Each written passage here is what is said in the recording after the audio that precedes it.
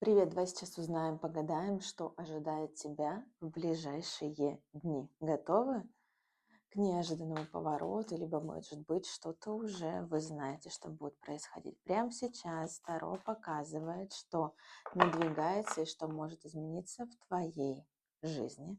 Готовы? Будь очень внимательны. Посмотри, какая у нас прекрасная выходит карта.